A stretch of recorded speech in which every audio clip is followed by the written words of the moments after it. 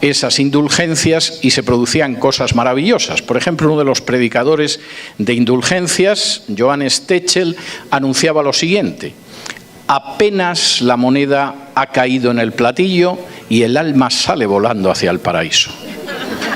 Como ven ustedes, los estafadores espirituales no han cambiado en 500 años. Todavía siguen prometiendo, supongo que ahora cuando cae el billete en la bolsa, efectivamente la bendición viene desde el paraíso. No crean, no son muy originales. La gente repite los pecados igual siglo tras siglo. Simplemente. Esto en términos espirituales fue tremendo, pero en términos de vida cambió sociedades. De pronto la gente regresó a lo que enseñaba la Biblia, de pronto la gente se encontró por primera vez con las Escrituras en su propia lengua, porque una de las primeras cosas que hicieron los reformadores fue traducir la Biblia al lenguaje que hablaba la gente de la calle, y aquello cambió totalmente la sociedad, de una manera todavía más radical de lo que pasó en los primeros siglos de nuestra era. En esta exposición me voy a detener en 3 cambios relacionados con la Reforma y quisiera decirles que son cambios que tiene que abordar esta sociedad como la argentina, la chilena, la peruana o la española. El primer cambio es la visión del trabajo. La visión bíblica del trabajo es una visión que también se paganizó a partir del siglo IV. Eusebio, el que contaba la manera en que Constantino había introducido una generosa transfusión de paganismo en el cristianismo para que los paganos vinieran, escribía también lo siguiente: 2 formas de vida fueron dadas por la ley de Cristo a su Iglesia. Una es sobrenatural y sobrepasa la forma de vida común.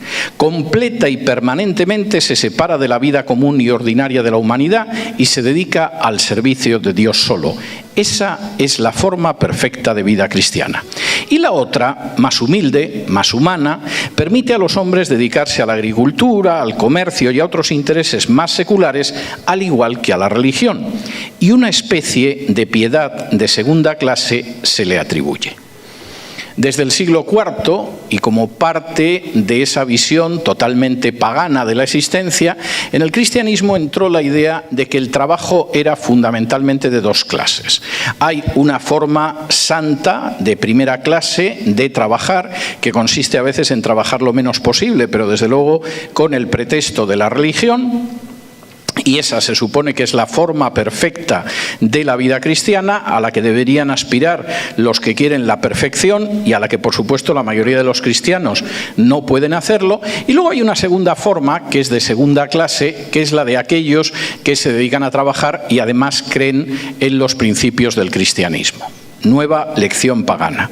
¿Qué se encontraron los reformadores cuando empezaron a leer la Biblia y descubrieron lo que era el trabajo? Bueno, pues se encontraron, sin tener que avanzar mucho en el texto bíblico, con lo que dice Génesis capítulo 2 y versículo 15, donde se describe lo que Dios hizo con el hombre nada más crearlo. Y dice así en Génesis 2:15: tomó pues Jehová Dios al hombre y lo puso en el huerto del Edén para que lo labrara y lo guardase. El trabajo no es una consecuencia del castigo de Dios sobre Adán y Eva. El trabajo era la misión para la que Dios creó al hombre. Es curioso porque hay gente que se piensa que el huerto del Edén es una especie de Punta Cana, donde durante 24 horas al día la gente se dedicaba a tomar el sol o a disfrutar de la fresca brisa nocturna. Curiosamente, el libro del Génesis establece que Dios creó al hombre y lo colocó en el huerto para que lo labrara y lo guardase, para que trabajara. Curiosamente, no es un trabajo intelectual. No creo, además, que Adán diera clase a los pajarillos ni nada de este tipo. Es un trabajo muy claramente manual, como es labrar la tierra y guardarla. Y, por supuesto, eso no es un trabajo de segunda, no es una forma de piedad de segunda, ni cosa parecida. Por supuesto, los reformadores se encontraron con el concepto bíblico de trabajo y empezaron a escribir sobre él. Fíjense algunas de las cosas que escribieron. Por ejemplo, Lutero, escribiendo precisamente sobre este texto de Génesis 2:15, decía lo siguiente: Cuando una ama de casa cocina y limpia y realiza otras tareas domésticas, porque ese es el mandato de Dios, incluso ese trabajo debe ser alabado como un servicio a Dios que sobrepasa en mucho la santidad y el ascetismo de todos los monjes y monjas. Yo siento un enorme pesar por las amas de casa porque, sea como sea, siempre las maltratan. Si viven en una sociedad que tiene un aliento machista, el ama de casa es la tonta que está en casa haciendo el trabajo que nadie quiere hacer y que, por supuesto, merece las protestas del varón porque las cosas no se hacen como se supone que deberían hacerse.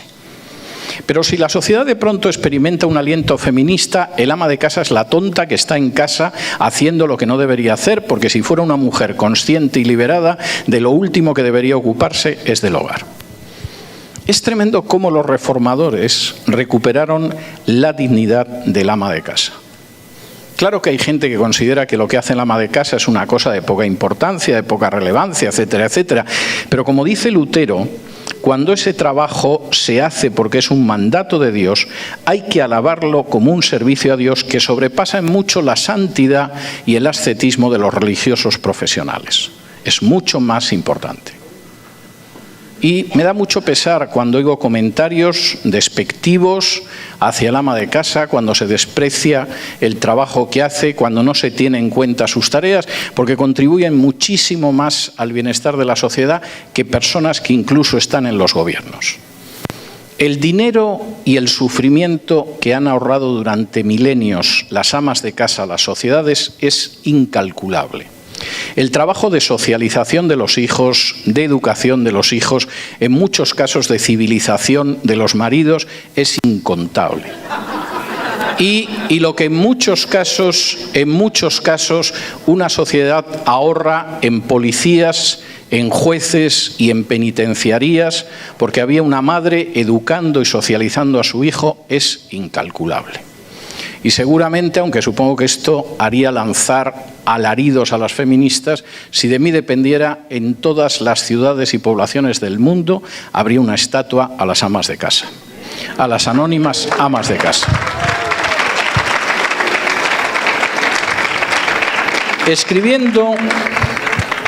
Escribiendo sobre el Salmo 128.2, Lutero señalaba también lo siguiente: vuestro trabajo es un asunto muy sagrado. Dios se deleita en él y a través de él desea conceder su bendición sobre vosotros. El trabajo no es un castigo de Dios fruto de la caída del que tenemos que huir como todos los castigos. Las condiciones del trabajo empeoraron con la caída de la misma manera que las condiciones de la maternidad empeoraron con la caída, pero ni el trabajo ni la maternidad son castigos sobre el ser humano. Y como escribía muy bien Lutero, eso es algo sagrado. Dios se deleita en el trabajo bien hecho y además quiere aprovechar ese trabajo para bendeciros. Calvino, escribiendo en su comentario a Lucas 10:38, afirmaba: es un error el afirmar que aquellos que huyen de los asuntos del mundo y se dedican a la contemplación están llevando una vida angélica. Sabemos que los hombres fueron creados para ocuparse con el trabajo y que ningún sacrificio agrada más a Dios que el que cada uno se ocupe de su vocación y estudios para vivir bien a favor del bien común. El trabajo no es una maldición, no es un castigo de Dios, es el canal de Dios para que podamos bendecir a los que nos rodean. Y en ese sentido es algo tremendamente santo, es algo absolutamente excepcional. William Tyndale, que cometió la enorme osadía de traducir el Nuevo Testamento del griego al inglés, lo que le costó que al final lo quemaran en la hoguera, escribía lo siguiente sobre el trabajo: existe una diferencia entre lavar platos y predicar la palabra de Dios, pero en lo que se refiere a complacer a Dios no existe ninguna en absoluto. Yo soy 100% tyndaliano. No creo que la persona que sube a un púlpito a predicar esté haciendo algo que sea necesariamente mejor y que complazca más a Dios que aquella persona que por amor a Dios y a su prójimo sirve una mesa, limpia un piso o arregla un automóvil. Y esto es algo que tenemos que recuperar. El trabajo es algo que tiene un valor en la medida en que ponemos nuestro corazón en ello, en la medida en que queremos adorar a Dios con nuestro trabajo, por muy humilde que sea, y en la medida en que queremos servir a los demás. Precisamente William Perkins, que es uno de mis teólogos puritanos preferidos, escribía la siguiente: la acción de un pastor que guarda las ovejas es tan buena obra ante Dios como la acción de un juez que dicta sentencia, o un magistrado que gobierna, o un clérigo que predica. Y esto es algo que tenemos que tener presente. Nadie tiene que sentir vergüenza por el trabajo que realiza si es un trabajo honrado, que hace bien para la gloria de Dios y para el servicio de los demás. En muchos casos ese trabajo absolutamente humilde, muchas veces manual, es un trabajo mucho más santo que el de aquellas personas que utilizan el púlpito para extraviar a sus semejantes. Que no quepa en absoluto la menor duda de esto. Y esto es algo que la Reforma supo recuperar. Richard Steele, por ejemplo, se dedicaba a hablar del comercio como otra forma de trabajo y escribía que en ese comercio se puede esperar de la manera más confiada la presencia y la bendición de Dios, siempre que, por supuesto, sea un comercio honrado, digno, con el que queremos glorificar a Dios y servir a nuestros semejantes. Y Hugh Latimer utilizaba uno de los argumentos que utilizarían otros autores reformados para hablar del trabajo. Escuchen ustedes. Es una cosa maravillosa que el Salvador del mundo y el Rey sobre todos los otros reyes no se avergonzara de trabajar, sí, y de emplearse en una ocupación tan sencilla. De esa manera santificó todas las formas de trabajo. Ahora, cuando la Biblia habla de Jesús y nuestras versiones de manera un tanto piadosa traducen como carpintero, en realidad la palabra que define a Jesús es tecton, que es una palabra que en griego implica cualquier persona capaz de arreglar algo utilizando sus manos. Es la persona a la que llamas porque de pronto no funciona bien el baño de casa, a la que llamas porque de pronto la mesa está coja, a la que llamas para que te acabe de arreglar una silla, a la que llamas para que te encaje la ventana porque la ventana se desencajó y no cierra bien. Por supuesto, te puede arreglar un techo o cualquiera de esas cosas. Y Jesús era eso. No era ni siquiera un obrero especializado. Y la palabra que se deriva de aquí es muy clara. Si el Rey de Reyes y Señor de Señores se ganó buena parte de su vida, la mayor parte de su vida, con trabajos tan humildes, es porque al final hasta el trabajo más humilde puede ser santo, glorifica a Dios y sirve a los demás. No es un castigo de Dios, no es una maldición, no es algo de lo que huir.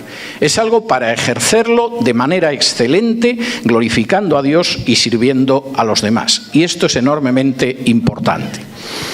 ¿Qué sucedía en la parte del mundo donde no se recuperaron los valores bíblicos que recuperó la Reforma y que incluía mi nación de origen y esta de ahora, porque esto formaba parte del Imperio Español? Pues por supuesto la idea es que el trabajo, claro que era un castigo y era una maldición y por supuesto, como todos los castigos y todas las maldiciones, cuanto más pronto huyamos mejor. El 18 de marzo de 1783, fíjense en la fecha, 1783. Estamos a poco más de un cuarto de siglo de que los criollos de este lado del Atlántico, en algunos casos no criollos sino indígenas, decidan que quieren independizarse del yugo del Imperio Español. Pero esto todavía era una parte de España. Aquí vivían los españoles del otro hemisferio, como se decía. En esa fecha de 1783, el rey de España, Carlos III, mediante una real cédula, intentó acabar con la idea que tenían sus súbditos de que el trabajo manual provocaba una deshonra legal. En aquellas naciones donde se había recuperado la visión bíblica del trabajo, hacía más de 3 siglos y medio que sabían que todo trabajo era digno, que era un canal de bendición de Dios y era un canal de bendición para los demás. 3 siglos y medio después, el rey de España estaba empeñado en convencer a los españoles a los dos lados del Atlántico de que si trabajaban no quedaban deshonrados legalmente y aquello no era tan malo. Tengo la sensación de que no los convenció. Pero en cualquiera de los casos, la visión del trabajo es distinta y no hay manera de construir unas bases sólidas para una sociedad que sea próspera y libre y justa.